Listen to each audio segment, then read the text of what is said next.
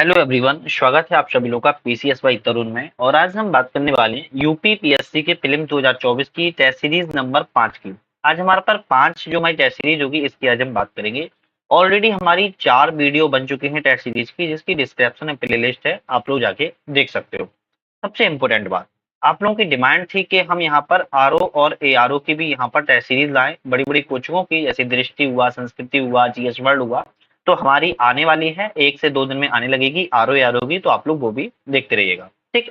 MPPSC का exams आने वाला है, 23 जून को प्रीलिम्स है, तो उसके भी लिए हमने बहुत सारी चीजें अपलोड कर रहे हैं, आप लोग एक बार जाके चैनल पे चेकआउट कर लीजिएगा। खैर, आज हम अपने यूपी पीसीएस के प्रीलिम्स की 150 क्वेश्चन करेंगे, जो कि एक टेस्ट सीरीज में होते हैं। यहाँ पर जो टेस्ट सीरीज है संस्कृति आईएएस की टेस्ट सीरीज है, और यहाँ पर 150 क्वेश्चन इस टेस्ट सीरीज में होंगे। हम पूरे क्वेश्चनों को यहाँ पर कवर करने वाले हैं। खैर, आप लोगों ने अभी तक चैनल को सब्सक्राइब नहीं किया है तो कर लीजिए, लाइक कीजिए, वीडियो को पसंद आए साथ में शेयर कीजिए अपने फ्रेंड सर्कल में, मुझे मोटिवेशन मिलेगा और अच्छा लगेगा। हमारा ऐप भी है एंड्रॉइड, इसको डिस्क्रिप्शन में लिंक है, आप इसको भी डाउनलोड करके वीडियो देख सकते हो और पीडीएफ वगैरह भी डाउनलोड कर सकते हो। खैर, हम क्वेश्चन पे चलते हैं। क्वेश्चन हमारा पहला क्या है? पहला क्वेश्चन है कि प्राथमिक जो भूकंपीय तरंगें होती हैं उसके संदर्भ में निम्नलिखित कथनों पर विचार कीजिए। विचार करना है कि जो ध्वनि तरंगें हैं, क्या है, जो ध्वनि तरंगों की समान होती हैं। दूसरा है, भूकंपीय तरंगों में इनकी गति सर्वाधिक होती है, ये तरल भाग में प्रायः लुप्त हो जाती हैं। इनमें से कौन सा कथन सही है आपको बताना था। तो ध्वनि तरंगों के समान चलती हैं, ठीक है। दूसरा है, ये तरंगों की जो गति है वो सर्वाधिक होती है, तो केवल 1 और 2 यहाँ पर सही है, तीसरा ऑप्शन गलत है, ये तरल भाग में लुप्त नहीं होती है। तीसरे दूसरे क्वेश्चन पे चलते हैं। पृथ्वी की गति के संदर्भ में निम्नलिखित कथनों में से कौन सा सही नहीं है, मतलब कि गलत ढूंढना है, इसमें से गलत कौन सा है। विषुवत रेखा पर दिन और रात सदैव बराबर होते हैं, बिल्कुल सही है, मतलब कि ये गलत नहीं है। ऋतु परिवर्तन के कारण पृथ्वी का परिक्रमण है, बिल्कुल सही है। पृथ्वी अपने अक्ष पर पूरब से पश्चिम की ओर घूमती है, ये गलत है आपका। पृथ्वी से चंद्रमा का संपूर्ण प्रकाशित भाग माह में केवल एक बार ही दिखाई देता है, ये भी सही है। तो ऑप्शन यहाँ पर सी गलत है, तो मतलब सी आपका यहाँ पर गलत हो जाएगा। ठीक है। नेक्स्ट क्वेश्चन है, एक साइड है ज्वालामुखी और एक साइड है देश। पूछा जा रहा है कौन सा ज्वालामुखी किस देश से संबंध है। ठीक है, देख लेते हैं। संबंध है कोटोपैक्सी। कोटोपैक्सी कहाँ पर है? कोटोपैक्सी इक्वाडोर में है, याद रखिएगा। नेक्स्ट है mount Etna. Mount Etna Italy में है। क्राकाताओ, क्राकाटाओ इंडोनेशिया में है। और माउंट ताल की बात की जाए तो फिलीपींस में है। आपका यहाँ पर ऑप्शन हो जाएगा डी। ठीक है। नेक्स्ट क्वेश्चन है, कौन से हिमनदीय अपरदनात्मक स्थल रूप है। तो यहाँ पर कुछ हिमनदी अपरदनात्मक है, और स्थल रूप की बात की जा रही है, कैसे है देख लेते हैं। यू आकार की घाटी में होते हैं, बिल्कुल सही है। और फ्योर्ड आकार में होते हैं, कैसे? फ्योर्ड आकार में होते हैं, तो ये भी सही है। तो आपका 1 और 2 सही है, ना तो जलप्रपात होते हैं, ना ही वी आकार की घाटी में होते हैं। नेक्स्ट क्वेश्चन की बात करते हैं। निम्नलिखित में से कौन सी गर्म जलधारा है। तो इन चारों में से ऐसा ढूंढना है कि जो एक गर्म जलधारा से इसका संबंध है। कौन सी गर्म जलधारा है? तो क्यूरोशिवो, याद रखिएगा। क्यूरोशिवो कैसी है? हॉट धारा है, हॉट चैनल है, याद रखिएगा। बाकी ओयोशिवो, कैलिफोर्नियो और ऑकेस्टा एक कोल्ड है, याद रखिएगा, ठंडी धारा है। ठीक है। नेक्स्ट क्वेश्चन है, क्षेत्रफल के आधार पर निम्नलिखित द्वीपों को अवरोही क्रम में व्यवस्थित कीजिए। एक क्षेत्रफल के आधार में इनको अवरोही क्रम में लगाना है, लगा लेते हैं। कैसे लगाएंगे? अगर आप ग्रीनलैंड की स्थिति मैप में देखोगे तो सबसे बड़ी है, तो पहले नंबर पे तो यही आ जाएगा। उसके बाद देखोगे तो न्यू गिनी का नाम आता है, तो ये आ जाएगा। उसके बाद बोर्नियो का नाम आता है, ये आ जाएगा। और उसके बाद मेडागास्कर चौथा। तो मतलब ये सिक्योंस से ऑलरेडी लगे हुए हैं ऑर्डर में, तो हम 1 2 3 4 इस तरीके से ही टिक लगा लेते हैं। नेक्स्ट क्वेश्चन है, किस नदी का उद्गम ब्लैक फॉरेस्ट पर्वत श्रृंखला से होता है। ऐसी कौन सी नदी है जहां उद्गम ब्लैक फॉरेस्ट पर्वत जो श्रृंखला है वहां से होता है? वोल्गा, डैन्यूब, राइन या लॉयर। तो यहाँ पर जो सही नदी है वो है डैन्यूब, यार कौन सी? डैन्यूब नदी का उद्गम ब्लैक फॉरेस्ट पर्वत से होता है। ठीक है। नेक्स्ट क्वेश्चन है, कौन सा देश भूमध्य सागर के साथ सीमा नहीं बनाता है।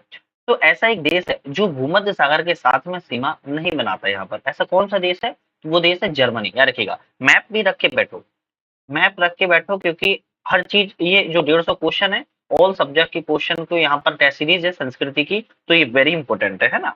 तो भूमध्य सागर से देश से लगने वाला कौन सा देश की सीमा नहीं है? जर्मनी की नहीं है।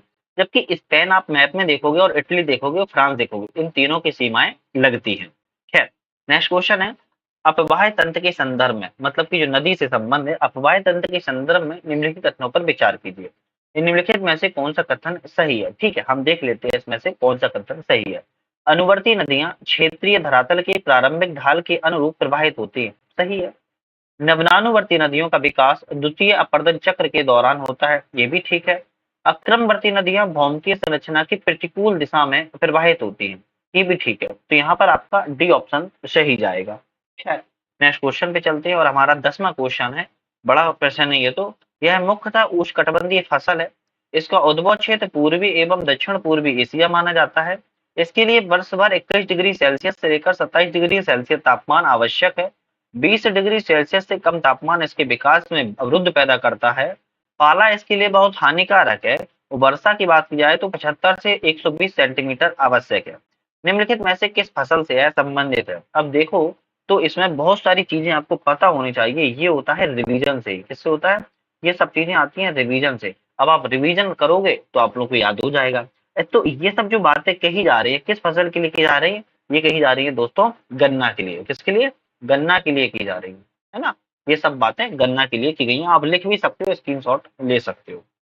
हम नेक्स्ट क्वेश्चन पे चलते हैं। अवसादी चट्टानों के संदर्भ में क्वेश्चन है कि अवसादी चट्टानों के संदर्भ में निम्नलिखित में से कौन सा सही नहीं है? ये जब सही नहीं आता है ना, तो इसको जरा ध्यान से लिखा करो, मतलब होता है ऐसा गलत है, तो यहाँ पर गलत है ढूंढना है। 4 ऑप्शन है, 4 ऑप्शन में कौन सा गलत है वो ढूंढते हैं। अवसादी चट्टानों का निर्माण रूपांतरित चट्टानों के अपरदन और निक्षेपण से हुआ है, ये तो सही है। इसमें जीवाश्म अत्यधिक मात्रा में पाए जाते हैं, ये भी ठीक है। प्राकृतिक गैस के विशाल भंडार पाए जाते हैं, ये भी ठीक है। इसमें चट्टानों में परतें नहीं होती हैं, अरे होती हैं, इसमें चट्टानों में परतें तो पाई जाती है, याद रखिएगा, परतें इसमें होती हैं। ठीक है, तो ऑप्शन आपका डी गलत हो जाएगा। 12वां क्वेश्चन है, जब नदी अपने विसर्ग को त्याग कर सीधे मार्ग में प्रवाहित होती है, तब निम्नलिखित में से किस स्थलाकृति का निर्माण करती है? बात की जा रही है कि एक विसर्ग की भांति ये चल रही है, विसर्ग की भांति चल रही है, लेकिन जब ये अपने एक सीधे मार्ग में आ जाएगी तो किस स्थलाकृति का निर्माण करेगी? वो स्थलाकृति हो जाएगी गोखुर झील। कौन सी हो जाएगी? गोखुर झील हो जाएगी, याद रखिएगा। खैर, नेक्स्ट क्वेश्चन है, निम्नलिखित में से कौन से कारक सागरीय लवणता की कमी के लिए उत्तरदायी है? ऐसे कारक कौन से यहाँ पर जो सागरीय लवणता होती है उसकी कमी के उत्तरदायी होते हैं? तो कौन से कारक है देख लेते हैं। बाष्पीकरण, ये तो नहीं है। सागरीय हिम का पिघलना, इसको ऑप्शन में रख लेते हैं। उच्च वायुदाब एवं प्रति चक्रवाती दशाएं, ये भी नहीं है। उच्च अक्षांशों पर सागरीय जल का जमाव, ये भी नहीं है। तो आपका ऑप्शन हो जाएगा यहाँ पर केवल दूसरा सही है। सागरीय जल जो लवणता कमी आती है किससे आती है? सागर के हिम के पिघलने से आती है, याद रखें, किसके? सागर के हिम के पिघलने से आती है। खैर, नेक्स्ट क्वेश्चन में हम चल लेते हैं। नेक्स्ट क्वेश्चन हमारा क्या है? ठीक है, नेक्स्ट क्वेश्चन हमारा 14वां है। और 14वां क्वेश्चन कहता है, एक साइड नदी है और एक साइड मुहाना है, मतलब कि कौन सी नदी किस मुहाने में किस सागर में अपना अपना जल को विसर्जित करती है? ठीक है, देख लेते हैं कौन सी नदी करती है। तो यहाँ पर सही सुमेलित देखना है, एक बस एक ही सुमेलित है यहाँ पर, कौन सा है? नीचे से देखते हैं। बेजर बोल्टिक सागर में नहीं गिरती है, पो भूमध्य सागर में भी नहीं गिरती है, रॉन एडियाटिक सागर में नहीं गिरती है, डॉन नदी है जो एजोब सागर में गिरती है। कौन सी? डॉन नदी एजोब सागर में ही गिरती है, याद रखिए। ठीक है, अगर हम रॉन नदी की बात करें तो रॉन नदी भूमध्य सागर में गिरती है। कहाँ पे? रॉन नदी भूमध्य सागर में गिरती है। जबकि पो नदी की बात की जाए, इसकी पो नदी की बात की जाए तो एड्रियाटिक सागर में गिरती है। और अगर हम बेजर नदी की बात करें, कौन सी? वेजर नदी की बात करें अगर हम, तो यह बाल्टिक सागर की नहीं बल्कि उत्तरी सागर में गिरती है। कौन सी? उत्तरी सागर में गिरती है वेजर नदी, याद रखिएगा। ठीक है, खैर, नेक्स्ट क्वेश्चन पे चलते हैं। कौन सी नहर उत्तरी सागर को बाल्टिक सागर से जोड़ती है? एक ऐसी नहर है जो दोनों सागरों को एक दूसरे सागर से जोड़ती है, ऐसी कौन सी है? वो नहर का नाम है दोस्तों, वो नहर का है कील नहर। कौन सी है? कील नहर है जो उत्तरी सागर को बाल्टिक सागर से जोड़ती है। ठीक है, नेक्स्ट क्वेश्चन देख लेते हैं। कौन से कारक हैं जो सागरीय जलधाराओं की उत्पत्ति में सहायक होते हैं? ये चारों ऑप्शन में बड़ा प्यारा क्वेश्चन है। ऐसी सागरीय जलधाराएं होती हैं जो सागरीय जलधाराओं की उत्पत्ति में सहायक होते हैं। तो वह कौन से कारक हैं? तो पृथ्वी का परिभ्रमण सही है, गुरुत्वाकर्षण बल सही है, वायुमंडलीय दाब ओके, बर्फ का पिघल। यहाँ पर चारों ऑप्शन आपके सही हो जाएंगे। खैर, नेक्स्ट क्वेश्चन पे चलते हैं। क्षोभ मंडल के संदर्भ में बात है, क्षोभ मंडल पर विचार कीजिए। क्षोभ मंडल के विचार करना है, कर लेते हैं। इसकी मोटाई विषुवत रेखा पर सर्वाधिक है, बिल्कुल ठीक है। इसकी मंडल में ऊंचाई के साथ तापमान में बढ़ोतरी होती है, नहीं होती है। सभी वायुमंडलीय प्रक्रियाएं इसी मंडल में संपन्न होती है। ठीक है, तो आपका बी ऑप्शन यहाँ पर सही जाएगा। ठीक है, 1 और 3 आपका यहाँ पर बिल्कुल सही है। नेक्स्ट क्वेश्चन है, पिग्मी जनजाति निम्नलिखित में से किस क्षेत्र में निवास करती है? पीवाईक्यू उठा के देख लो, इतने सारे इस बार क्वेश्चन आया था पिग्मी जनजाति पर, पूछा नहीं जा सकता है। पिग्मी जनजाति किस क्षेत्र में? कांगो बेसिन में। कांगो बेसिन कहाँ है? कांगो बेसिन है अफ्रीका में। कहाँ पर है? अफ्रीका में है, याद रखिएगा। पिग्मी जनजाति का निवास क्षेत्र कांगो बेसिन में, याद रखिएगा। ठीक है, महासागरीय उच्चावच के संदर्भ में निम्नलिखित कथनों पर विचार कीजिए। महासागरीय उच्चावच के संदर्भ विचार करना है। महाद्वीपीय ढाल महाद्वीपों की जलमग्न अंतिम शिखा है, बिल्कुल सही है। महाद्वीपीय निम्न मगन तट के उथले सागर मत्स्य ग्रहण के प्रमुख क्षेत्र है, ठीक है। जलमग्न कटक पृथ्वी पर सबसे लंबे पर्वत तंत्र का निर्माण करते हैं, ठीक है। तो यहाँ पर आपका हो जाएगा डी ऑप्शन बिल्कुल सही। कौन सा? डी ऑप्शन बिल्कुल सही हो जाएगा। नेक्स्ट क्वेश्चन है, निम्नलिखित में से किस देश को काकेशस राज्यों के अंतर्गत सम्मिलित नहीं किया जाता है?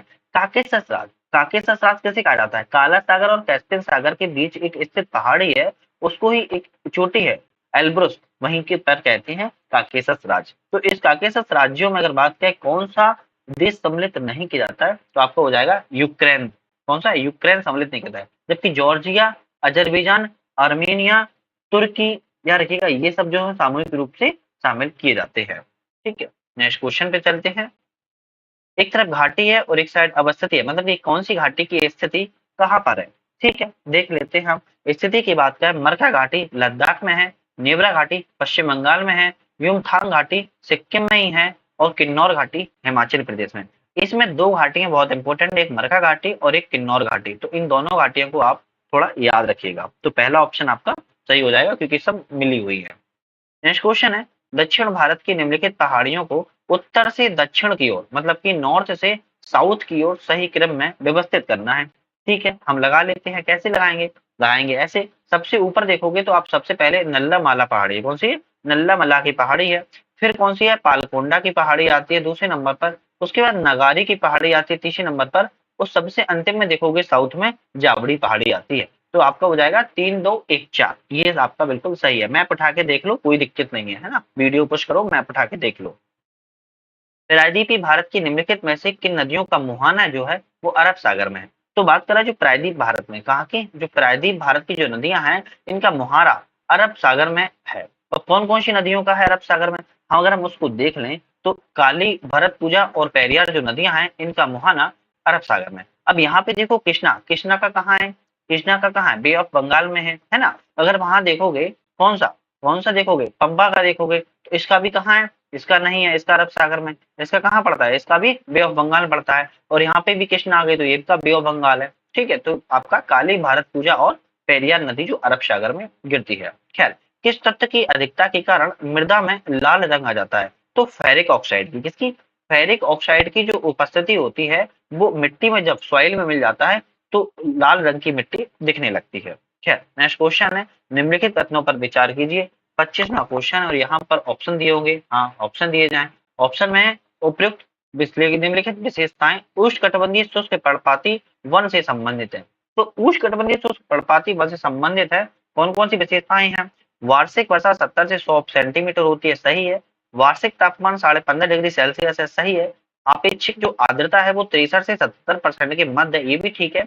दक्षिण भारत में जो विस्तृत है, बिल्कुल ठीक है। तो चारों ऑप्शन आपके सही है, इसमें से डी ऑप्शन यहाँ पे सही आपका जाएगा। ठीक है, नेक्स्ट क्वेश्चन है, लोहे अयस्क के लिए प्रसिद्ध जो बेल्लाडीला की खान है निम्नलिखित में से किस राज्य में अवस्थित है? ये वेरी इंपॉर्टेंट क्वेश्चन है क्योंकि बेल्लाडीला की खान कई बार आ चुकी है और पूछी भी जा चुकी है, और यह लोहे अयस्क के लिए प्रसिद्ध है। तो बेल्लाडीला के लिए जो लोहे अयस्क के लिए प्रसिद्ध खान है वह किस राज्य में है? तो वह छत्तीसगढ़ राज्य में है। कहाँ पे? छत्तीसगढ़ राज्य में है। याद रखना है, कर्नाटक का नाम आए तो कर्नाटक पे टिक नहीं लगाना है, बल्कि छत्तीसगढ़ राज्य में है, याद रखिएगा। ठीक है, नेक्स्ट क्वेश्चन की बात कर लेते हैं।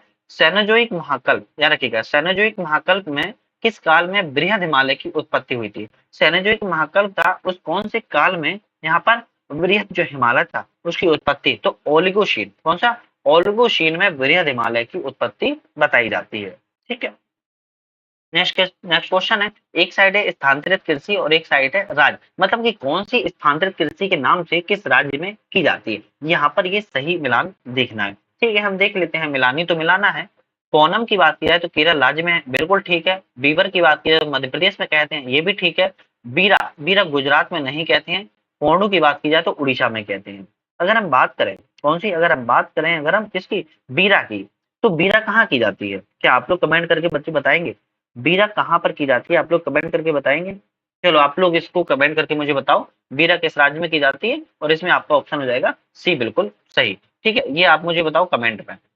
दिफू दर्रा, वेरी इंपोर्टेंट दर्रा है, वेरी इंपोर्टेंट दर्रा है। दिफू दर्रा किस राज्य में अवस्थित है? दिफू दर्रा की जो अवस्थित है वो अरुणाचल प्रदेश में। अरुणाचल प्रदेश में और कितने दर्रे हैं, और कितने दर्रे हैं, आप मुझे कमेंट करके बताइएगा। ठीक है, चलो। ज्वारी वनों के क्षेत्रफल के आधार पर किन राज्यों और केंद्रशासित प्रदेश को अवरोही क्रम में व्यवस्थित कीजिए? ज्वारी वन अपने आप में वेरी इंपोर्टेंट है। ज्वारी वन की जो क्षेत्रफल है उसका व्यवस्थित करना है अवरोही क्रम में। ठीक है, हम करते हैं। पहला है पश्चिम बंगाल में, जो कि सबसे ज्यादा है। फिर आता है गुजरात का नाम, उसके बाद अंडमान निकोबार का, और सबसे अंतिम में आता है आंध्र प्रदेश का। तो पहला, दूसरा, तीसरा और चौथा, तो यहाँ पर आपका हो जाएगा 2 1 3 4। ठीक है, चलो नेक्स्ट क्वेश्चन है, विश्व की सबसे ऊंची पर्वत चोटी माउंट एवरेस्ट निम्नलिखित में से किस पर्वतमाला का भाग है? वेरी इंपोर्टेंट, क्योंकि सबको पता है माउंट एवरेस्ट चोटी दुनिया की सबसे ऊंची है। इसकी ऊंचाई 8,848 है, कहीं कहीं 8,850 भी मिलती है। ठीक है, जो भी ऑप्शन आए थोड़ा सा आप ध्यान रखना है। लेकिन अगर इसकी बात है किस पर्वतमाला का भाग है, तो ये वृहद हिमालय का भाग। कौन सी? वृहद हिमालय का भाग है, याद रखिएगा। ठीक, चलो नेक्स्ट क्वेश्चन देखते हैं। 32वें क्वेश्चन पर आ चुके हैं। पानी वानी पी लो अगर पीना हो। 32वां क्वेश्चन करते हैं। जलप्रपात कावेरी नदी पर अवस्थित है, तो जलप्रपात कौन से जलप्रपात है जो कि कावेरी नदी पर अवस्थित है? तो कावेरी नदी पर जो जलप्रपात है ना, उस जलप्रपात का नाम है हॉर्न हॉगिनाकल और शिव समुद्रम। ये दोनों जलप्रपात कावेरी नदी पर अवस्थित है, और अब दूसरा और चौथा नाम आता है। इस झील में केबुल लामजाओ राष्ट्रीय पार्क, एक तैरता हुआ राष्ट्रीय पार्क कहते हैं जिसको हम, कैसे? तैरता हुआ नेशनल पार्क कहते हैं। वह किस झील में है? तो अगर झील की बात किया है, लोकटक झील में है। अब लोकटक झील की अगर बात किया कहाँ पर है, तो लोकटक झील है मणिपुर में। कहाँ पर है? मणिपुर में, याद रखिएगा, है ना। बेबनाड झील, पहले लोनार झील की बात की तो महाराष्ट्र में है। अगर हम लोकटक झील की बात करें तो मणिपुर में है। बेबनाड झील की बात की जाए तो कहाँ पे है? केरल में है। अष्टमुडी झील की बात की जाए तो ये भी केरल में। तो ये झीलों में मैंने आप लोगों को थोड़ा थोड़ा बता दिया है। एक्चुअली सब क्वेश्चन की व्याख्या इसलिए नहीं कर रहे हैं, वीडियो इतनी लंबी हो जाएगी कि आप लोग देखोगे नहीं, तो इसलिए आराम से रिवीजन करो और अपना काम जल्दी से पास हो जाए। नेक्स्ट क्वेश्चन की बात करते हैं। उष्णकटिबंधीय सदाबहार वनों के संदर्भ में निम्नलिखित में से कौन सा कथन सही नहीं है? तो गलत ढूंढना है। तो यहाँ पर गलत कौन सा है उसको देख लेते हैं। सबसे पहले, जो इसकी 200 सेंटीमीटर से अधिक वार्षिक वर्षा होती है इसमें, कहाँ पर? सदाबहार वनों में, तो ये तो सही है। पश्चिमी घाट अंडमान निकोबार द्वीप समूह में विस्तृत है, ये भी ठीक है। रोजवुड महोगनी वृक्षों की मुख्य प्रजातियां हैं, ये भी ठीक है। मानसूनी वन कहते हैं इनको, नहीं कहते हैं, ध्यान रखिएगा, इनको मानसूनी वन हम नहीं कहते हैं। किनको? उष्णकटिबंधीय सदाबहार वनों को। ठीक है, खैर नेक्स्ट क्वेश्चन पे चलते हैं। नेक्स्ट क्वेश्चन हमारा, एक साइड जनजाति है और एक साइड केंद्र शासित प्रदेश और राज्य है। पता लगाना है कि कौन सी जनजाति किस राज्य में पाई जाती है। ठीक है, हम सम्मिलित कर लेते हैं कौन सी जनजाति कहाँ पाई जाती है। आदि जनजाति अंडमान निकोबार में नहीं पाई जाती है। इजुला केरल में पाई जाती है। लेप्चा सिक्किम में पाई जाती है। टोडा तमिलनाडु में पाई जाती है। टोडा जनजाति प्रमुख है, नीलगिरी पर्वत पर पाई जाती है। ये आपको थोड़ा सा ध्यान रखना है। डी ऑप्शन के साथ आप लोग बिल्कुल जाइएगा, बिल्कुल सही है। ठीक है, जो आदि जनजाति है ना, वो आप लोग बता दूं, अंडमान निकोबार में नहीं पाई जाती, बल्कि अरुणाचल में पाई जाती है। कहाँ पर? अरुणाचल में पाई जाती है, ये आपको पता होना चाहिए। खैर नेक्स्ट क्वेश्चन पे चलते हैं। कावेरी की सहायक नदी नहीं है, तो इसमें से 4 नदियां हैं, वो उसमें से 3 नदियां तो कावेरी की सहायक है, लेकिन एक ऐसी नदी है जो कावेरी की सहायक नहीं है। घाट प्रभा की बात की जाए, अमरावती की बात की जाए, ये सहायक है। और भवानी भी कावेरी की सहायक है, लेकिन काबनी जो नदी है ना, वो नहीं है। काबनी नदी कावेरी की सहायक नहीं है, याद रखिएगा। ठीक, नेक्स्ट क्वेश्चन पे चल। एक मिनट शायद गलत हो गया है। एक मिनट। ठीक है, ओके, थोड़ा सा ये मिस्टेक हुआ है इस क्वेश्चन में ही। कावेरी की सहायक नदी नहीं है। कौन सी नहीं है? काबिनी सहायक है, भवानी सहायक है और अमरावती सहायक है। जो घाट प्रभा है वह सहायक नहीं है, याद रखिएगा। घाट प्रभा नदी कौन सी? घाट प्रभा नदी कावेरी की सहायक नहीं है। ठीक है, बाकी ये सहायक है तीनों, बस इतनी सी गलती है, माफ करना, आगे से नेक्स्ट ध्यान रखेंगे। खैर नेक्स्ट क्वेश्चन पे चलते हैं। प्रसिद्ध स्वास्थ्य वर्धक स्थल कोडाईकनाल निम्नलिखित में से किस पहाड़ी पर स्थित है? जो प्रसिद्ध स्वास्थ्य वर्धक स्थल कोडाईकनाल है वो पालनी पहाड़ी पर स्थित है, याद रखिएगा। कौन सी? पालनी पहाड़ी पर स्थित है, साउथ इंडिया में स्थित है। कहाँ पर? साउथ इंडिया में यह स्थित है, आप लोग को ये भी याद रखना है। चल नेक्स्ट क्वेश्चन पे हम चल लेते हैं। निम्नलिखित में से कौन सा कारक है जो मानसून के निर्वर्तन के लिए उत्तरदायी है? मानसून के निर्वर्तन के लिए उत्तरदायी कौन सा कारक है? तो निम्न वायुदाब की द्रोणी का दक्षिण की ओर खिसकना, ये सही है। जेट स्ट्रीम का पुनः अपने स्थान पर लौटना, तिब्बत से नीचे लौट आता है, नीचे मतलब ये लौट आता है भारत के नॉर्थ के हिस्से में जहां गंगा का मैदान है। संपूर्ण भारत में तापमान का कम हो जाना, ये भी ठीक है। तो आपका ऑप्शन जाएगा डी, मानसून का निर्वर्तन के तीनों कारण है, बिल्कुल सही है। आप लोगों ने ज्योग्राफी में बहुत अच्छे से पढ़े होंगे, मुझे पूरी उम्मीद है। पोचमपाद परियोजना निम्नलिखित में से किस नदी पर अवस्थित है? वेरी इंपॉर्टेंट है। पोचमपाद जो परियोजना है वो गोदावरी नदी पर स्थित है। कौन सी? गोदावरी नदी पर पोचमपाद परियोजना स्थित है। पूर्वोत्तर भारत की निम्नलिखित पहाड़ियों को उत्तर से दक्षिण की ओर मतलब कि नॉर्थ से साउथ की ओर अवस्थित करना है। कौन सी? पूर्वोत्तर की। कैसे करेंगे देख लेते हैं। डाफला, मिकिर, बराइल और लिमातोल, बिल्कुल सही मिलान है इसका। आप बस ए ऑप्शन पे लगाओ और आगे बढ़ जाओ। तो आगे देख लेते हैं।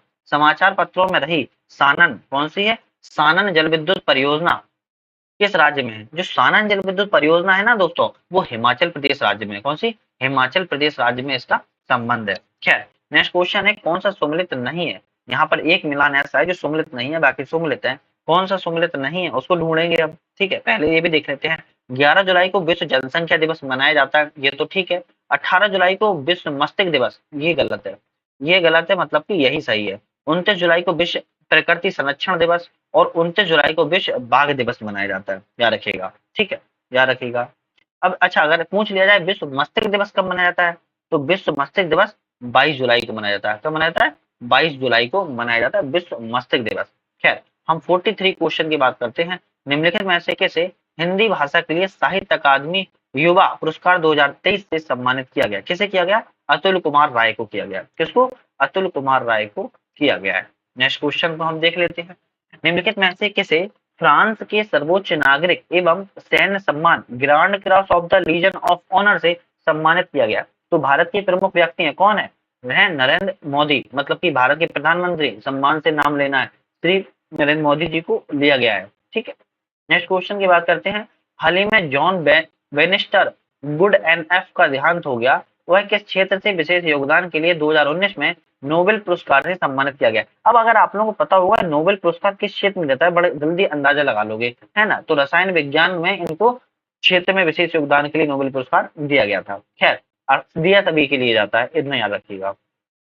नेक्स्ट क्वेश्चन है, एक साइड पुस्तक है और एक साइड लेखक है, कौन सी पुस्तक किस पुस्तक ने लिखी है ये नहीं ढूंढना है, किसने कौन सी पुस्तक नहीं लिखी है ये ढूंढना है, मतलब ये गलत मिलान ढूंढना है आपको। मिला लेते हैं। विक्ट्री सिटी सलमान रुश्दी के द्वारा लिखी गई है। Through the broken glass and autobiography TN. Seshan ने लिखी है। Colours of the devotion Anita Bharat Sai ने लिखी है। लेकिन India rising memoir of a scientist Ranjit Ranjit Pratap ने नहीं लिखी है। तो ये किसने लिखी है? ये लिखी हुई है अनीता भरत साय, याद रखिएगा। किसने? अनीता भरत साय ने लिखी हुई है। अरे sorry, India rising memoir of the scientist ये लिखी है आर चिदम्बरम, हाँ सॉरी, आर चिदम्बरम, याद रखिएगा, आर चिदम्बरम के द्वारा और सुरेश गंगोत्रा थे, इनके द्वारा ये पुस्तक को लिखा गया है, ठीक है। चलो नेक्स्ट क्वेश्चन देख लेते हैं। नेक्स्ट क्वेश्चन है हमारा, किसने वर्ष 2023 के लिए विंबलडन टेनिस महिला एकल खिताब को जीता हुआ है? तो किसने जीता है? ये जीता है मार्कोटोवा वोंड्रोसोवा, ठीक है। निम्नलिखित में से किस शहर को 2023-24 के लिए संघाई सहयोग संगठन की सांस्कृतिक और पर्यटक राजधानी के रूप में घोषित किया गया है? तो किस शहर को घोषित किया गया है? तो अलमाटी, याद रखिएगा। अलमाटी कहाँ पर है? आप लोग कमेंट करके जल्दी बताओ। अलमाटी है ना, अलमाटी किया गया है। नेक्स्ट है, भारत सरकार ने निम्नलिखित में से किस वर्ष तक सिकल सेल बीमारी के उन्मूलन का लक्ष्य निर्धारित किया? तो उनका लक्ष्य है 2047, आजादी के पूरे 100 ईयर। कितना? आजादी के पूरे 100 ईयर, याद रखिएगा, ठीक है। नेक्स्ट क्वेश्चन की बात करते हैं।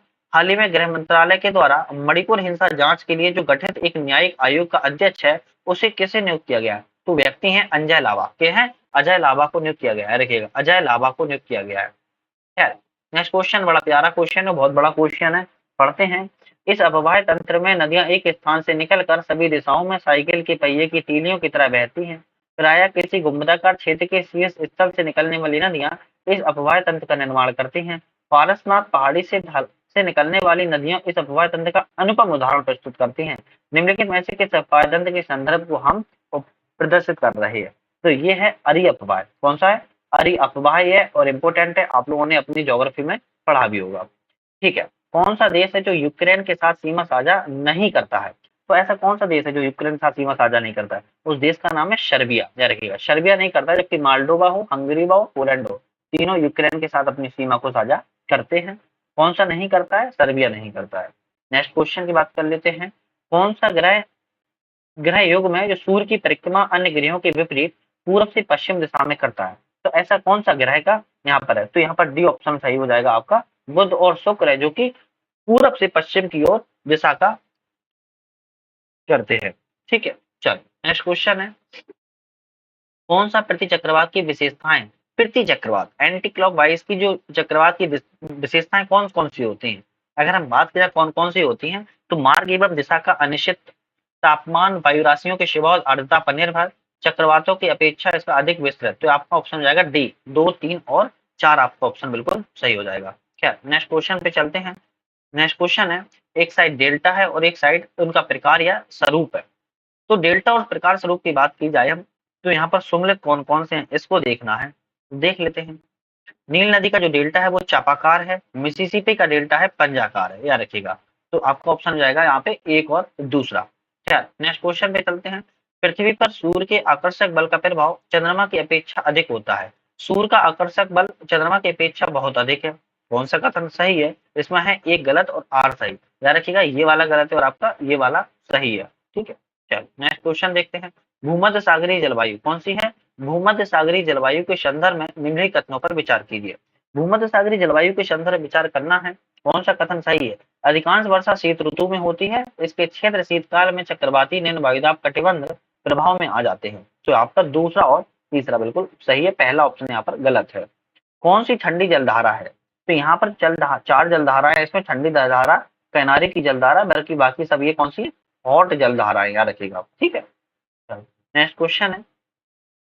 सार गैसों सागर के संदर्भ में, सार गैसों सागर के संदर्भ में विचार करना है। यह पक्षियों तथा व्यापारिक पवनों के संक्रमण मंडल के मध्य स्थित है। अटलांटिक सागर की न्यूनतम लवणता यहाँ पाई जाती है। इसमें से कौन सा कथन सही है? केवल एक आपका कथन सही है, पक्षियों और व्यापारिक पवनों के संचरण के मंडल के मध्य स्थित है, याद रखिएगा। और ये वाला गलत है।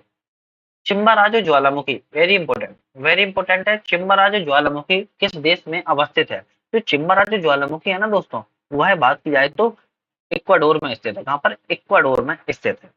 नेक्स्ट क्वेश्चन की बात करते हैं। 61 क्वेश्चन है। एक साइड पर्वत श्रेणी है और एक साइड सर्वोच्च चोटी है, मतलब कि किस पर्वत श्रेणी पर कौन सी चोटी है ये हमें देखना है। ठीक है, हम देख लेते हैं, कोई दिक्कत नहीं है। तो यहाँ पर आपका जो सही आंसर होगा ना उसको भी देखेंगे और एक दूसरे की मिलान चोटी भी कर लेंगे कौन सी सही है। खैर, अल्पस की अगर श्रेणी की बात की जाए तो इस पर माउंट ब्लैक है। एंडीज पर बात की जाए तो एंकांगुआ है। अगर एटलस की बात की जाए तो टाउ बकाल है। और काकेसस की बात किया तो एल्ब्रुस है। तो यहाँ पर आपका सी ऑप्शन यहाँ पर बिल्कुल सही रहेगा। नेक्स्ट क्वेश्चन की बात करते हैं। कौन सा गिरिपति पठार है? यहाँ पर गिरिपति पठार की बात कर रहा है कोलंबिया, पेंटागोनिया और बोलिविया। तो अगर हम बात करें ऐसा यहाँ पर ऐसा कौन सा है जो गिरिपति मतलब कि पर्वत के नीचे पठार है, याद रखिएगा। तो अगर बात की जाए तो पेंटागोनिया का पठार है वो गिरिपति पठार है। ठीक है, केवल 20 दूसरा आपका सही है। नेक्स्ट क्वेश्चन की बात करते हैं। अरब सागर निम्नलिखित में से किन देशों की सीमा निर्धारित करता है? जो अरब सागर है वह किन देशों की सीमा, यूपी पीसीएस में ये क्वेश्चन मुझे याद है तो 2 बार आ चुका है, आप लोग एक बार प्रीवियस उठा के देख लो। अरब सागर के देशों की सीमाओं की बात की जाए तो कजाकिस्तान और उज्बेकिस्तान की सीमा को साझा करता है, याद रखिएगा, निर्धारित करता है या साझा करता है। नेक्स्ट क्वेश्चन है। कौन सा हिमानी निर्मित स्वरूप है, स्थल स्वरूप नहीं है? कौन सा हिमानी निर्मित स्थल रूप नहीं है? तो यहाँ पर कौन सा नहीं है? तो वहां पर होगा लोयस नहीं है, जबकि ड्रमलिन, भेड़सिला और नूनाटक ये सम्मिलित है स्थल रूप में, लोयस नहीं है। नेक्स्ट क्वेश्चन की बात कर लेते हैं। पशुओं पवनों के संदर्भ में निम्नलिखित कथनों पर विचार कीजिए। पशुओं पवनों के संदर्भ में विचार करना है। विचार है यह उपोष्ण उच्च वायुदाब से उपध्रुवीय निम्न वायुदाब के क्षेत्रों में प्रवाहित होती है। ठीक है। उत्तरी गोलार्ध में पवनें दक्षिण पश्चिम दिशा से उत्तर पूर्व दिशा में बहती हैं। ओके। दक्षिण गोलार्ध में अधिक नियमित और प्रबल होती है। ये भी ठीक है। तो आपका यहाँ पर ऑप्शन जाएगा डी सही। कौन सा हो जाएगा? डी आपका यहाँ पर सही हो जाएगा, है ना। चलो नेक्स्ट क्वेश्चन है, विक्टोरिया जलप्रपात निम्नलिखित में से किस नदी पर अवस्थित है? तो विक्टोरिया जलप्रपात की अगर बात की जाए तो पहले तो आपको ये याद रखना है अफ्रीका में है। कहाँ पे है? अफ्रीका में स्थित है। अब बात यह किस नदी पर है, तो ये नदी की है जाम्बेजी नदी। कौन सी? जाम्बेजी नदी को याद रखिएगा आप। उष्णकटिबंधीय चक्रवातों के संदर्भ में निम्नलिखित कथनों पर विचार कीजिए। उष्णकटिबंधीय चक्रवातों के संदर्भ में विचार करना है। ये चक्रवात केंद्र में वायुदाब अत्यधिक कम होता है। जो वायुदाब होता है वो अत्यधिक कम होता है। ये वर्ष भर निश्चित समय पर प्रकट होते हैं। ये तो यहाँ पर एक और तीसरा सही है, सागरों की अपेक्षा स्थलों में इनकी गति तीव्र होती है। ये गलत है। जबकि अगर इनकी गति की बात की जाए, तीव्रता की बात की जाए, सागरों में ही इनकी सबसे अधिक होती है। ठीक है।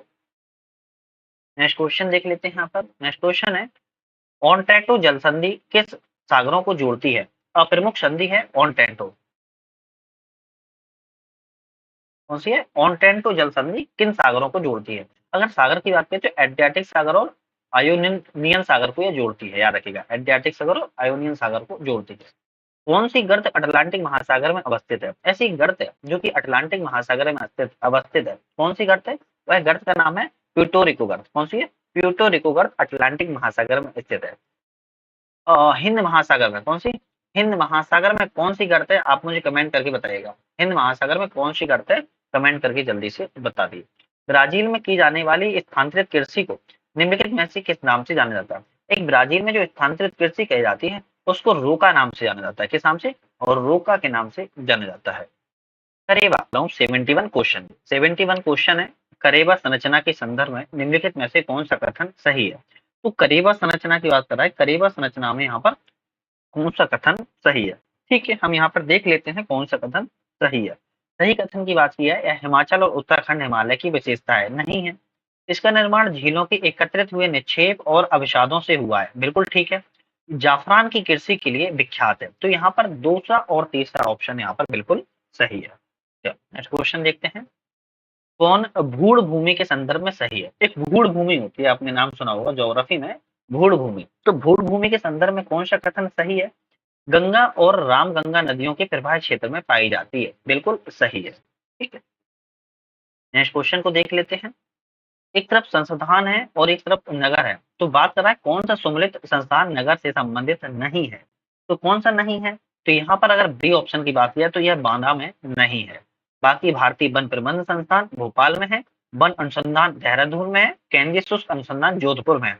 अब इसमें दो जो है ना बहुत इंपॉर्टेंट है। कौन से? एक तो ये वाला और ये कौन सा? एक ये वाला, है ना। तो ये दो को थोड़ा सा याद रखिएगा। नेक्स्ट क्वेश्चन देखते हैं, कौन सा कारक है जो शीत ऋतु के आरंभ में तमिलनाडु के तटीय प्रदेशों में होने वाली वर्षा के लिए उत्तरदायी है? तो ऐसा कौन सा कारक है जो शीत ऋतु में उत्तर पूर्वी मानसून का कारण है? कौन सा? नॉर्थ ईस्ट का। तो उत्तर पूर्वी जो मानसून है, तो इस तरीके से यह मानसून तमिलनाडु के शीत ऋतु के आरंभ में तटीय प्रदेशों में होने वाली वर्षा के लिए उत्तरदायी होता है। अभिकथन और कारण की बात करते हैं। कुल्लू घाटी में शीतकाल में अत्यधिक हिमपात होता है।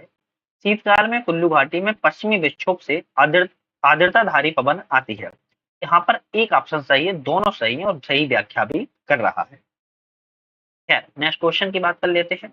विरयध हिमालय, हम यहाँ पर 75 क्वेश्चन कर चुके हैं। आधे क्वेश्चन 50% हमारे क्वेश्चन यहाँ पर हो चुके हैं। बाकी क्वेश्चन वीडियो हमारी आगे बढ़ी रही, आप लोग लगातार देख ही रहे। तो चैनल को सब्सक्राइब कर लीजिए, लाइक कीजिए चैनल को, है ना, और शेयर कीजिए। साथ में ऐप की डिस्क्रिप्शन में लिंक है, उसको भी आप लोग डाउनलोड कर लीजिए। खैर, वृहद हिमालय के निम्नलिखित में से किस के द्वारा लघु हिमालय से अलग होता है? तो वृहद हिमालय किसके द्वारा लघु हिमालय से अलग होता है? ये ऑप्शन है और यह है मेन सेंट्रल थ्रस्ट। कौन सा है? मेन सेंट्रल थ्रस्ट के द्वारा। याद रखिएगा, मेन सेंट्रल थ्रस्ट के द्वारा अलग होता है। ठीक। नेक्स्ट क्वेश्चन है, निम्नलिखित पर्वत चोटियों को उत्तर से दक्षिण के क्रम में व्यवस्थित कीजिए। मतलब कि नॉर्थ से साउथ की, नॉर्थ से साउथ में इनको व्यवस्थित करना है। कौन कौन सी हैं इसको देखना है। तो देखें तो नंदा देवी, फिर उसके बाद कौन सी आएगी? उसके बाद आएगी धौलागिरी, फिर आएगी अन्नपूर्णा और फिर आएगी कंचनजंगा। तो यहाँ पर आपका बी ऑप्शन बिल्कुल सही रहेगा। ठीक है, 78 क्वेश्चन की बात करते हैं। भारत का सर्वाधिक कोयला भंडारण निम्नलिखित में से किस प्रकार की चट्टान में पाया जाता है? कोल की बात कर रहा है, जो भारत का सबसे अधिक कोल है वो किस प्रकार की चट्टान में पाया जाता है? गोंडवाना क्रीम की चट्टान में पाया जाता है। वेरी इंपॉर्टेंट है, गोंडवाना क्रीम की चट्टान में पाया जाता है। निम्नलिखित में से कौन सा सुमेलित नहीं है? एक साइड दर्रा है और एक साइड राज्य है। तो एक इसमें कौन सा सुमेलित नहीं है? देवसा हिमाचल प्रदेश में है, मंगसाधुरा उत्तराखंड में है, जयलेपला सिक्किम में है। पांगसांग दर्रे की बात की जाए मणिपुर में नहीं है। तो पांगसांग दर्रा कहाँ है? अगर पांगसांग दर्रे की बात की जाए तो यह कहाँ पर है बताइए? ये अरुणाचल और कहाँ पर है? अरुणाचल और म्यांमार की सीमा पर स्थित है रखेगा। तो पांगसांग दर्रा अरुणाचल प्रदेश में। नेक्स्ट क्वेश्चन है, किन क्षेत्रों में पाए जाने वाले वनों को शोला वन के नाम से या शोलास वन के नाम से जाना जाता है? शोला या शोलास वन के नाम से जाना जाता है। तो किसको जाना जाता है? दक्षिण भारत के पर्वतीय क्षेत्र में, याद रखिएगा। जो साउथ में जो पर्वत होते हैं उन पर्वतीय क्षेत्रों में जो वृक्ष पाए जाते हैं, वन पाए जाते हैं, उनको शोलास के नाम से हम जानते हैं। नेक्स्ट क्वेश्चन की बात कर लेते हैं यहाँ पर। निम्नलिखित में से कौन से कारक है जो मृदा अपरदन में सहायक होते हैं? मृदा अपरदन की बात कर रहा है, सहायक होते हैं। तो कौन कौन से कारक हैं? निर्वनीकरण, पशुचारण, स्थानांतरित कृषि, अवैज्ञानिक खनन। तो ये चारों ऑप्शन है जो मृदा अपरदन में सहायक के रूप में भूमिका निभाते हैं। ठीक है, नेक्स्ट है, कौन सी मंदाकिनी और अलकनंदा का संगम स्थल है? ऐसा कौन सा है जो मंदाकिनी और अलकनंदा का संगम स्थल कहा जाता है? रुद्रप्रयाग, याद रखिएगा। रुद्रप्रयाग को मंदाकिनी और अलकनंदा का संगम स्थल के रूप में जाना जाता है। भारत में स्थित लौह अयस्क के खनन केंद्र, तो चार प्रमुख नाम है यहाँ पर। लौह अयस्क के प्रमुख खनन केंद्र कहाँ पर है ये पूछ रहा है। तो बात की जाए तो दिल्ली राजहरा है, कुद्रेमुख है और बादाम पहाड़ी है। तो यहाँ पर आपका ऑप्शन सी हो जाएगा, तीनों मिलकर सी ऑप्शन सही है। नेक्स्ट क्वेश्चन की बात करते हैं, कयाल स्थलाकृति निम्नलिखित में से किस तट की विशेषता है? जो कयाल स्थलाकृति है ना, वो मालाबार तट की विशेषता है। कौन सी? मालाबार तट की विशेषता है। पश्चिमी चक्रवर्ती विक्षोभ के संदर्भ में निम्नलिखित कथनों पर विचार कीजिए। जो पश्चिमी वेस्ट का जो चक्रवर्ती विक्षोभ है उसके संदर्भ में विचार करना है। भूमध्य सागर पर उत्पन्न होते हैं, ओके सही है। पश्चिमी जट प्रवाह इनके भारत में प्रवेश में सहायक होते हैं, ये भी ठीक है। रात्रि के तापमान में वृद्धि इनके आगमन के पूर्व सूचक है, ये भी ठीक है। तो आपका ऑप्शन डी जाएगा यहाँ पर सही ऑप्शन के साथ। दक्षिण भारत में सैन्यकोट्टा दर्रा निम्न में से किन के मध्य अवस्थित है? सैन्यकोट्टा दर्रा कौन सा है? सैनकोट्टा जो दर्रा है वह निम्नलिखित में से किन के मध्य अवस्थित है दक्षिण भारत में? अगर हम इसकी बात करें तो यह कार्डेमम और नागरकोइल, याद रखिए कौन सी? कार्डेमम और नागरकोइल के मध्य में सैनकोट्टा दर्रा अवस्थित है। ठीक है, कौन सी ब्रह्मपुत्र है जो नदी है उसके दाएं तट पर मिलने वाली महत्वपूर्ण सहायक नदी है? तो ब्रह्मपुत्र के दाएं तट पर, याद रखिएगा, ऐसे ब्रह्मपुत्र अगर बह रही है तो उसके दाएं साइड कौन सा होगा? तो इस साइड को हम दाएं साइड कहते हैं, याद रखिएगा। इसको हम लेफ्ट राइट कहेंगे, इसको राइट साइड। ठीक है, तो अगर राइट साइड की, अगर दाएं साइड की नदियों की बात की जाए कौन कौन सी हैं, तो यहाँ पर देखा जाए तो सुबनसिरी और मानस ये दाएं साइड की मिलने वाली नदियां हैं, याद रखिएगा। ठीक है, चलो नेक्स्ट क्वेश्चन, बी ऑप्शन सही हो जाएगा आपका। ठीक है, नेक्स्ट क्वेश्चन की बात करते हैं। व्यापारिक पवनों के संदर्भ में निम्नलिखित कथनों पर विचार कीजिए। व्यापारिक पवनों के संदर्भ में विचार करना है तो विचार कर लेते हैं। कैसी है? ये निश्चित पथ का अनुसरण करती हैं, इनकी कर्क रेखा के निकट संबंधी वर्षा होती है। ऑप्शन यहाँ पर केवल एक सही है, ये निश्चित पथ का अनुसरण करती हैं व्यापारिक पवन। अगर ये ऐसी चल रही है तो ऐसे ही चलेंगी, ऐसी चल रही है तो ऐसे ही चलेंगी, ऐसी चल रही है तो ये ऐसे ही चलेंगी। याद रखिएगा। कौन सी लैगून झील नहीं है? तो इसमें से बात कर रहा है कि लैगून झील नहीं है। बेबनाड, पुलिकट और अष्टमुडी ये सारी लैगून झीलें हैं। पेरियार कोई भी लैगून झील नहीं है, याद रखिएगा। ठीक है, एक साइड परियोजनाएं हैं, एक साइड नदी है। तो कौन सी परियोजना किस नदी पर स्थित है ये बात कर रहा है, तो देख लेते हैं। कौन मिलान है? अच्छा मिलान है, मिलान करना है इनको, मिलान कर लेते हैं। तो नाथपा झाकरी परियोजना सतलुज नदी पर है, ये बिल्कुल सही है। और उकाई परियोजना ताप्ती नदी पर है, ये भी सही है। तो आपका यहाँ पर तीसरा और चौथा सही है, याद रखिएगा। ठीक है, अगर हम तुलुगुल परियोजना की बात की जाए, कौन सी? तुलुगुल परियोजना की बात की जाए तो झेलम नदी पर स्थित है। और दुलहस्ती परियोजना की बात की जाए तो चिनाब नदी पर स्थित है। तो ये दोनों नदियों भी मैंने आपको बता दी। चलो, हाल ही में गोल्डमैन सैक्स के द्वारा, गोल्डमैन सैक्स के द्वारा किस वर्ष तक भारत की विश्व की दूसरी सबसे बड़ी अर्थव्यवस्था बनने की संभावना है? तो गोल्डमैन सैक्स के द्वारा बताया गया है कि भारत विश्व की दूसरी सबसे बड़ी अर्थव्यवस्था 2075 तक बन जाएगा। कब तक? 2075 तक बन जाएगा। याद रखिएगा, हम सबको पीछे छोड़ते हुए टॉप गियर में गाड़ी चला रही है। ठीक है, नेक्स्ट है वैश्विक शांति सूचकांक 2023 के संदर्भ में निम्नलिखित कथनों पर विचार कीजिए। वैश्विक शांति सूचकांक की गणना सामाजिक सुरक्षा, संरक्षा, घरेलू, अंतर्राष्ट्रीय संघर्ष, सैन्यीकरण के आधार पर की जाती है। इस सूचकांक में भारत 126वें स्थान पर, कितना? 126वें स्थान पर है। दूसरा और तीसरा इसमें सही है, पहला इसमें गलत है। 2023 का है, यह आपको याद रखना है। नेक्स्ट है किस राज्य ने जून 2023 में केंद्रीय अन्वेषण ब्यूरो को प्रदत्त सामान्य सहमति वापस लेने की घोषणा की है? केंद्रीय अन्वेषण सीबीआई की बात कर रहा है, जिसको हम हिंदी में केंद्रीय अन्वेषण ब्यूरो कहते हैं। एक सामान्य सहमति होती है, उसको वापस ले लिया है एक राज्य ने। कौन से राज्य ने वापस ले लिया है? उस राज्य का नाम है तमिलनाडु, याद रखिएगा। ठीक है, हाल ही में चर्चा में रही पुस्तक है भारत के वित्त मंत्री ने स्वतंत्रता से आपातकाल तक 1947 से 1977 तक ये लेखक कौन थे? तो बात कर रहा है कौन थे, तो आपको पता होना चाहिए अशोक कुमार भट्टाचार्य थे। कौन थे? अशोक कुमार भट्टाचार्य थे। खैर, नेक्स्ट क्वेश्चन पे हम चलते हैं आगे। निम्नलिखित में से भारतीय प्रतिस्पर्धा आयोग का अध्यक्ष नियुक्त किया गया? तो किसे भारतीय प्रतिस्पर्धा आयोग का अध्यक्ष नियुक्त किया गया है? व्यक्ति हैं रवनीत कौर। कौन है? रवनीत कौर को भारतीय प्रतिस्पर्धा आयोग का अध्यक्ष नियुक्त किया गया है। राष्ट्रीय बहुआमी गरीबी सूचकांक 2023 के संदर्भ में कथनों पर विचार कीजिए। राष्ट्रीय बहुआमी गरीबी सूचकांक के संदर्भ में बात कर रहा है और विचार करना है, तो विचार करना तो पड़ेगा। इस सूचकांक का प्रकाशन नीति आयोग के द्वारा की जाता है। ठीक है, इसकी गणना स्वास्थ्य, पोषण, शिक्षा, जीवन स्तर को आधार बनाया गया है। ठीक है, बहुआमी गरीबी से ग्रस्त लोगों की संख्या में सर्वाधिक कमी उत्तर प्रदेश में हुई है। आपका ऑप्शन यहाँ पे होगा तीसरा, सॉरी डी सही है ना, तीनों आपके सही है। चलो नेक्स्ट क्वेश्चन पे चलते हैं। 97 क्वेश्चन आ चुके हैं, 100 क्वेश्चन के हम बिल्कुल आसपास हैं। राष्ट्रीय हरित प्राधिकरण का अध्यक्ष किसे नियुक्त किया गया? तो राष्ट्रीय हरित प्राधिकरण का जो अध्यक्ष है प्रकाश श्रीवास्तव को नियुक्त किया। किसको? प्रकाश श्रीवास्तव को। नेक्स्ट क्वेश्चन, कौन सा केंद्र सरकार के द्वारा बजट 2023-24 में पीएम प्रणाम योजना का उद्देश्य है?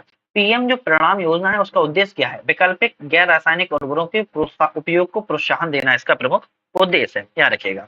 ठीक है, 99 क्वेश्चन की बात करते हैं। 12 जून 2023 को मनाए गए विश्व बाल श्रम निषेध दिवस का विषय क्या था?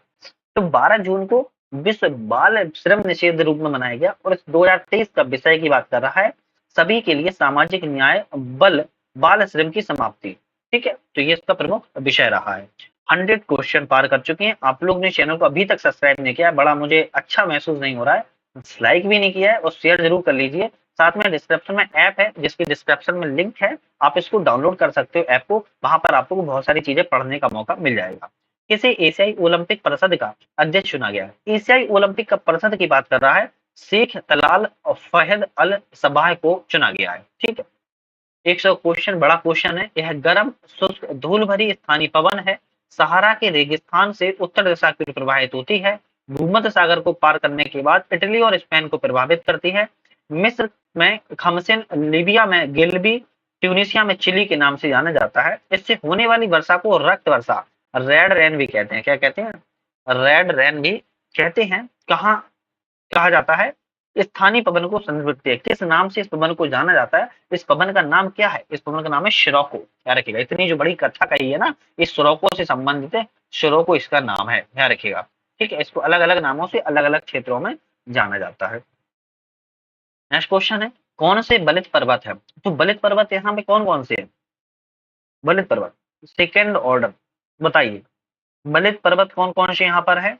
तो बलित पर्वत है एक तो यूराल और एटलस, दोनों बलित पर्वत है ना। यूराल और एटलस बलित पर्वत है। एक गहरी घाटी जिसकी विशेषता सीढ़ी नुमा खड़े ढाल होते हैं, किस नाम से जानी जाती है? वह किस नाम से जानी जाती है? वह जानी जाती है दोस्तों यू आकार की घाटी। कैसी? यू आकार की घाटी के नाम से जानी जाती है। कौन सा एल्बिडो का उचित रूप से स्पष्ट करता है? एल्बिडो का बात कर रहा है पृथ्वी द्वारा परावर्तित सौर विकिरण। पृथ्वी के द्वारा परावर्तित जो सौर विकिरण होती है, एल्बिडो इसको स्पष्ट रूप से बताता है। ठीक है, नेक्स्ट क्वेश्चन की बात कर लेते हैं। 105 क्वेश्चन है। क्या कहता है 105 क्वेश्चन? नदियों के मुहानों के पास प्रवाल कम पाए जाते हैं? पूर्ण स्वच्छ जल प्रवाल के लिए हानिकारक होते हैं। इसमें से बताना है अब कौन सा सही है। दोनों सही, एक गलत, एक सही, दूसरा। तो आपका ये सही है, यहाँ पर दोनों सही है और सही व्याख्या भी कर रहा है। नदियों के मुहाने के प्रवाल कम होते हैं, पूर्ण स्वच्छ जल के लिए हानिकारक होता है।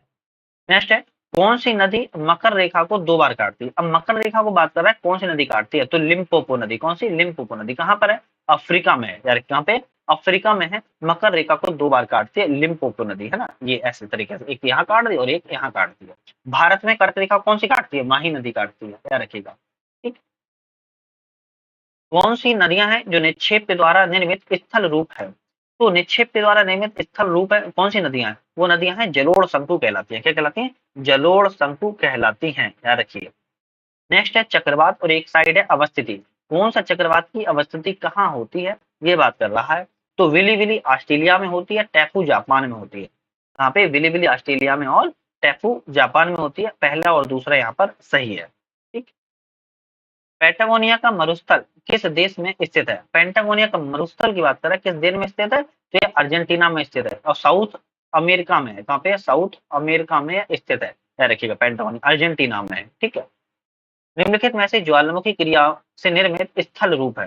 तो ज्वालामुखी से निर्मित जो स्थल रूप होते हैं उनको डाइक कहलाते हैं। क्या कहलाते हैं? डाइक। ठीक है, डाइक कहा जाता है उनको। Next question. अच्छा, यहाँ पर ऑप्शन है, यहाँ पर ऑप्शन है दोस्तों। एक मिनट, एक मिनट, यहाँ पर ऑप्शन, कौन सा ऑप्शन है यहाँ पर? ठीक। यहाँ पर आपका ऑप्शन क्या था? ठीक है, 1, 3, 4। बैथोलिक, डाइक और स्टैक कहा जाता है, लेपीज नहीं कहा जाता है। बैथोलिक, डाइक और स्टैक इनको कहा जाता है। ठीक है। चलो, नेक्स्ट क्वेश्चन कहते हैं, कौन सा पर्वत है जर्मनी और फ्रांस की मध्य सीमा निर्धारित करता है? एक ऐसा पर्वत है जर्मनी और फ्रांस की सीमा निर्धारित करता है, वॉशेज पर्वत है। कौन सा? वॉशेज या पर्वत है। कौन सी दशाएं डेल्टा निर्माण के लिए आवश्यक है? जो डेल्टा का निर्माण करती हैं वह कौन सी दशाएं आवश्यक हैं? उन दशाओं की बात की जाए तो मुहाने पर ज्वार की निर्बल तरंगें, केवल एक ही दशा होती है, जो मुहाना होता है उस पर ज्वार की निर्बल तरंगें पाई जाती हैं, तो डेल्टा का निर्माण हो जाता है। निम्नलिखित पर्वत श्रेणियों को उनकी अवस्थिति के आधार पर उत्तर से दक्षिण, नॉर्थ से साउथ में सही क्रम में व्यवस्थित कीजिए। तो यहाँ पर सही क्रम में व्यवस्थित करना है तो कर लेते हैं व्यवस्थित। कैमूर श्रेणी आएगी पहले नॉर्थ में, फिर उसके बाद आएगी मैकाल श्रेणी साउथ से, फिर आएगी सतपुड़ा उसके साउथ में, फिर उसके बाद सतमाला उसके साउथ में। तो इस तरीके से आपका हो जाएगा बी ऑप्शन सही। ठीक है। नेक्स्ट क्वेश्चन क्या है? जलवायु महाद्वीपों के पश्चिमी समुद्र तटीय भागों में 40 से 65 डिग्री अक्षांशों के मध्य दोनों गोलार्धों में पाई जाती है। समुद्र से स्थल की ओर चलने वाली पछुआ पवन इस जलवायु की प्रमुख विशेषता है। यहाँ चक्रवाती निम्न दाब के कारण मौसम वर्ष भर अनिश्चित बना रहता है। यहाँ वार्षिक औसत वार्षिक वर्षा 140 सेंटीमीटर और औसत वार्षिक तापमान 10 डिग्री सेल्सियस होता है।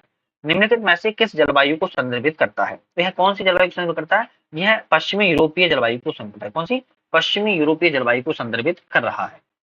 नेक्स्ट क्वेश्चन है, कश्मीर हिमालय कौन सा है? कश्मीर हिमालय की पीर पंजाल श्रेणी किस वलन का परिणाम है? तो कश्मीर हिमालय की जो पीर पंजाल श्रेणी है वह किस वलन का परिणाम है? वह है अधिवलन परिणाम। कौन सा? अधिवलन वलन का परिणाम कही जाती है। एक साइड पठार है, एक साइड उनकी अवस्थिति है। पठार और अवस्थिति की बात कर रहा है, उसको मिलान करना है, मिला लेते हैं। ग्रेट बेसिन संयुक्त राज्य अमेरिका में है और छिया पास का बात किया तो मैक्सिको में है। अनातोलिया का कहाँ है? अनातोलिया का कहाँ पे? तो आपको यहाँ पर सही ऑप्शन पहले तो कौन सा हो जाएगा? ये हो जाएगा, है ना। मेसेटा का प्रसार की बात की तो स्पेन में है। कहाँ पे? स्पेन में है, याद रखिएगा, स्पेन में है। अनातोलिया का आप लोग बताइएगा मुझे। अनातोलिया का है टर्की में, याद रखिएगा, तुर्की या टर्की में है। ठीक है, तो बिल्कुल नहीं बताते हो आप लोग, कमेंट करके थोड़ा बताया करो। सन्नमार्गी पवनों के संदर्भ में विचार कीजिए। सन्नमार्गी पवनों, अब सन्नमार्गी पवनों की अधिकतम जो विस्तार है महासागरों में होता है, केवल दूसरा सही है। इनका ऑप्शन ही केवल एक ही दिख रहा है कि इनका विस्तार महासागरों में होता है। ठीक है। नेक्स्ट है द्वितीयक भूकंप तरंगों के संदर्भ में, द्वितीयक भूकंपी तरंगों के संदर्भ में बात की जा रही है। ये केवल ठोस माध्यम में ही गति करती है, ये ठीक है, ओके। धरातल पर ये गलत, ये गलत, मतलब कि केवल ठोस माध्यम में द्वितीयक भूकंपी तरंगें गति कर पाती है। ठीक है। निम्नलिखित में से कौन सी दशाएं प्रशांत महासागरीय तटीय पेटी को भूकंप के लिए सुलभ बनाती हैं? ऐसी कौन सी दशाएं जो प्रशांत महासागर की तटीय पेटी है भूकंप के लिए स्थित या सुलभ बना देती हैं? तो कौन सी दशाएं हैं? नवीन बलित पर्वतों की उपस्थिति है और विनाशी प्लेट का सीमाओं का अभिसरण है। तो दूसरा और यहाँ पर तीसरा ऑप्शन आपका बिल्कुल सही जाता है। नेक्स्ट है, वायुमंडल पार्थिव विकिरण के द्वारा अप्रत्यक्ष रूप से गर्म होता है। ठीक है। दीर्घ तरंग दैर्घ्य विकिरण ग्रीन गैसों के द्वारा अवशोषित कर लेता है। तो यहाँ पे आपको ढूंढना है कौन सा आंसर बिल्कुल सही है। तो ए ऑप्शन बिल्कुल सही है और दोनों सही है, व्याख्या भी सही करा है। वायुमंडल जो है पार्थिव विकिरण के द्वारा अप्रत्यक्ष रूप से इनडायरेक्ट गर्म होता है, तो दीर्घ तरंगे होती हैं, विकिरण होता है ग्रीन गैसों को अवशोषित कर लेती आता है। दक्षिण भारत की निम्नलिखित नदियों की लंबाई के अनुसार अवरोही क्रम में व्यवस्थित करना है। तो साउथ इंडिया की जो नदियां है ना, उनको व्यवस्थित करना है लंबाई के अनुसार। ठीक है, व्यवस्थित कर लेते हैं हम उनको। व्यवस्थित अगर हम करें तो सबसे पहले नर्मदा आएगी। कौन सी आएगी? नर्मदा आएगी, याद रखिएगा। उसके बाद कौन सी आएगी? महानदी आएगी। उसके बाद कावेरी और फिर उसके बाद ताप्ती आएगी। इस बार आएगी ऐसे महानदी, महानदी के पहले नर्मदा, महानदी की बात कर कावेरी और कावेरी के बाद ताप्ती। इस तरीके से नदियां आएंगी और आपका ऑप्शन हो जाएगा बी। ठीक है। उमियम झील किस राज्य में है? उमियम झील की बात करें तो मेघालय राज्य में है। प्रमुख झील है, इंपोर्टेंट है, याद रखो। उमियम झील मेघालय राज्य में स्थित है। नेक्स्ट क्वेश्चन है, प्रायद्वीपीय पठार के संदर्भ में निम्नलिखित कथनों पर विचार कीजिए। तो विचार करना है प्रायद्वीपीय पठार के संदर्भ में। यह शिलोंग एवं कार्बी एंगलोंग के पठार का ही विस्तारित भाग है। दूसरा ही सही है, केवल इसमें याद रखना है। प्रायद्वीप पठार शिलोंग और कार्बी एंगलोंग के पठार का विस्तारित रूप है। कौन सी नदी पंचनद में शामिल नहीं है? तो कौन सी नदी पंचनद में शामिल नहीं है? उस झील का नाम है सिंधु, याद रखिएगा। चेनाब, रावी, झेलम, ब्यास और सतलज ये पंच नदियां हैं, लेकिन सिंधु पंचनद में शामिल नहीं होती है। ठीक है। नेक्स्ट है, कौन सी प्रयास मृदा संरक्षण में प्रभावी हो सकते हैं? तो कौन से ऐसे प्रयास हैं जो मृदा संरक्षण में प्रभावी हो सकते हैं, आपको बताना है यहाँ पर। तो यहाँ पर सीढ़ीदार कृषि हो सकती है, बालुका स्तूपों का स्थिरीकरण हो सकता है, शुष्क कृषि को बढ़ावा हो सकता है और बाढ़ नियंत्रण हो सकता है। तो डी ऑप्शन आपका यहाँ पर सही जाएगा। खैर, नेक्स्ट क्वेश्चन है, एक साइड नहर परियोजनाएं हैं और एक साइड उद्गम है। कौन सी नहर परियोजना का उद्गम किस स्थान से या किस उद्गम नदी कहाँ से होता है, ये शहर जगह का नाम पूछा जा रहा है। तो यहाँ देखते हैं, शारदा रहन बनवासा से होती है और रामगंगा नहर कालागढ़ से होती है। तो यहाँ पर बी ऑप्शन सही है, तीसरा और चौथा याद रखेगा। ठीक है, बाकी मिलान सही नहीं है। बिष्ट दोआब कौन सा है? बिष्ट दोआब के क्षेत्र में किन नदियों के मध्य विस्तृत है? जो बिष्ट दोआब है ना, वो बिष्ट दोआब आपका व्यास और रावी सतलुजों के मध्य स्थित है। कौन सा? रावी और व्यास नदियों के मध्य स्थित है। कौन सी नदी फूलों की घाटी राष्ट्रीय उद्यान नेशनल पार्क से होकर बहती है? एक ऐसी नदी है जो फूलों की घाटी नेशनल पार्क से होकर बहती है, आपको पता होना चाहिए, वो है पुष्पावती। कौन सी है? नाम से ही पुष्प है और फूलों की घाटी पुष्पावती है ना। चल, नेक्स्ट है, मालदा भ्रंश के संदर्भ में निम्नलिखित कथनों पर विचार कीजिए। मालदा भ्रंश के संदर्भ में विचार करना है, कर लेते हैं। मालदा भ्रंश के संदर्भ में अगर विचार करें, या मेघालय के पठार को छोटा नगार पठार के पठार से अलग करती है। जो मालदा भ्रंश है, गैप है, मालदा गैप है, यह छोटा नागपुर पठार को मेघालय के पठार से अलग करती है। सबसे बड़ी बात, गारो राजमहल गैर के नाम से भी इसको जाना जाता है। तो एक और दोनों इसमें सही है। 130 क्वेश्चन पे आ चुके हैं। एक साइड द्वीप है और अवस्थिति है। कौन सी द्वीप की अवस्थिति कहाँ है, ये आपको बताना है, बता लेते हैं। तो अगर हम बात करें, आलिया बेट खम्बात की खाड़ी में है, याद रखिएगा, और कच्चा टीपू पाक की खाड़ी में है। तो आपका यहाँ पर सी ऑप्शन बिल्कुल सही है। ठीक है। माजुली कहाँ है? माजुली अगर बात किया तो ब्रह्मपुत्र घाटी में। और न्यूमुर कहाँ है? न्यूमुर बंगाल की खाड़ी में है। आप लोग को इतना तो पता होना चाहिए, है ना। चलो खैर, नेक्स्ट क्वेश्चन देखते हैं। कौन सी जनजातियां मुख्य रूप से अरुणाचल में पाई जाती है? तो इसमें चार जो जनजातियां मुख्य रूप से अरुणाचल में पाई जाती हैं, एक तो अबोर है, लेप्चा है और सिंगफो है। ये रख रखिए, सी सही है। अबोर, लेप्चा और सिंगफो है। कुकी जनजाति अरुणाचल में नहीं पाई जाती है, आपको पता होना चाहिए। ठीक है। निम्नलिखित में से कौन सा दक्षिण पश्चिम मानसून अवधि के दौरान तमिलनाडु तट के अपेक्षाकृत शुष्क रहने के लिए उत्तरदायी है? तो कौन उत्तरदायी है? दक्षिण पश्चिम मानसून की अरब शाखा या वृष्टि छाया में अवस्थित है। बंगाल की खाड़ी की मानसूनी शाखा पूर्वी तट के समानांतर है। पूर्वी घाट की ऊंचाई पश्चिमी घाट की तुलना में कम है। तो यहाँ पर डी ऑप्शन सही है, चारों ऑप्शन बिल्कुल सही आते हैं। नेक्स्ट है 133वां, एक साइड मृदा है और एक साइड है क्षेत्र। मृदा और क्षेत्र, कौन सी मृदा किस क्षेत्र में पाई जाती है, ये आपको बताना है। ठीक है, देख लेते हैं। लाल मृदा बुंदेलखंड काठियावाड़ क्षेत्र में पाई जाती है। रेंगूर मृदा की बात करें, गोदावरी कृष्णा का ऊपरी क्षेत्र में पाई जाती है। जलोढ़ मृदा की बात की जाए तो उत्तरी बिहार में पाई जाती है। तो यहाँ पर ये आपके तीनों ऑप्शन सही है। भारत में ग्रीष्म ऋतु के दौरान स्थानीय मौसम परिवर्तन के संदर्भ में निम्नलिखित कथनों पर विचार कीजिए। भारत में ग्रीष्म ऋतु के दौरान स्थानीय मौसम परिवर्तन है, तो ग्रीष्म ऋतु की शुरुआत में कर्नाटक के तटीय क्षेत्रों में स्थानीय तूफानी वर्षा को आमर वर्षा कहते हैं, याद रखिएगा। ठीक है, आमर वर्षा कहा जाता है, नहीं कहा जाता है, सबसे बड़ी बात। दूसरा है, फूलों वाली बौछार दार्जिलिंग और असम के चाय उत्पादक क्षेत्रों में पूर्व मानसून वर्षा है, नहीं है। तो यहाँ पर अगर देखा जाए कौन सा ऑप्शन सही नहीं है, तो कौन सा ऑप्शन सही नहीं है, तो 1 और 3 सही नहीं है, दूसरा ऑप्शन आपका सही है। असम और पश्चिम बंगाल में चलने वाली विनाशकारी वर्षा के पवनों को बारदौली छिड़क कहा जाता है। तो दूसरा सही है, पहला और तीसरा गलत है। गलत है तो मतलब वही सही है, याद रखिए। ठीक है, नेक्स्ट क्वेश्चन की बात कर लेते हैं। 8 डिग्री चैनल मिनिकॉय और मालदीव को अलग करती है। ठीक है। 9 डिग्री चैनल उत्तरी अंडमान और दक्षिणी अंडमान को अलग करती है। ठीक है। 10 डिग्री चैनल अंडमान द्वीप समूह और निकोबार द्वीप समूह को अलग करती है। इसमें से कौन सा कथन सही है? तो 1 और तीसरा आपका सही है, 1 और तीसरा सही है, दूसरा ऑप्शन आपका गलत है। ठीक है। हिमालयी नदी तंत्र के संदर्भ में कथनों पर विचार कीजिए। हिमालयी नदी तंत्र के कथन के संदर्भ में विचार करना है। इस तंत्र की नदियों में मार्ग बदलने की विशेषता है। ठीक है। गंगा और ब्रह्मपुत्र नदी प्रणालियां मालदा भ्रंश के ढलान के साथ बंगाल की खाड़ी में प्रवाहित होती हैं। दूसरा और तीसरा सही है, दूसरा और तीसरा सही है। गोखुर झील का निर्माण नहीं करती है। ठीक है। चल, नेक्स्ट है तीर्थ स्थल और है पर्वत पहाड़ियां, मतलब कि कौन सा तीर्थ स्थल किस पर्वत पहाड़ी पर स्थित है, ये बताना है। ठीक है, हम बता लेते हैं। श्रवण बेलगोरा कैमूर पहाड़ी पर नहीं है, हेमकुंड साहिब बिंदन पहाड़ी पर नहीं है, माउंट आबू अरावली पर है, ये तो सही है, और चरार ए शरीफ शिवालिक की पहाड़ी पर नहीं है। तो केवल तीसरा सही है आपका, केवल तीसरा सही है। नेक्स्ट है भारत की प्रमुख भूस्थलाकृतियां दून के संदर्भ में कथनों पर विचार की। दून आप लोगों ने सुना होगा, दून के संदर्भ, तो दून के संदर्भ में आप लोगों को बताना है, यह पूर्वी हिमालय में पाई जाने वाली अनुदैर्घ्य घाटियां हैं, नहीं है। इसका निर्माण भारतीय और एशियाई प्लेटों के अलग होने के भ्रंश के परिणाम स्वरूप हुआ, ये गलत है, दोनों गलत है। तो इसमें से आपका डी ऑप्शन, ना तो एक ना ही दो। ठीक है। 139 है, भारत के तटीय मैदानों के संदर्भ में निम्नलिखित कथनों में कौन सा कथन सही है? भारत के तटीय मैदानों के संदर्भ में सही कौन सा है? पूर्वी तट के विपरीत पश्चिमी तट डेल्टा का अभाव है। याद रखिएगा, पूर्वी तट में आप देखोगे तो डेल्टा पाया जाता है, लेकिन पश्चिमी तट में डेल्टा नहीं पाया जाता है। ठीक है, यहाँ पे एस्चुरी पाई जाती है।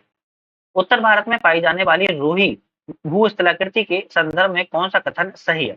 तो उत्तर भारत में, नॉर्थ इंडिया में जो रूही पाई जाती है, स्थलाकृति है, वह किस कथन का यहाँ पर सही है? तो कथन की बात किया है, यह अरावली और पश्चिमी रेगिस्तान के बीच मौसमी नदियों की विकसित उपजाऊ भूमि को हम रूही कहते हैं।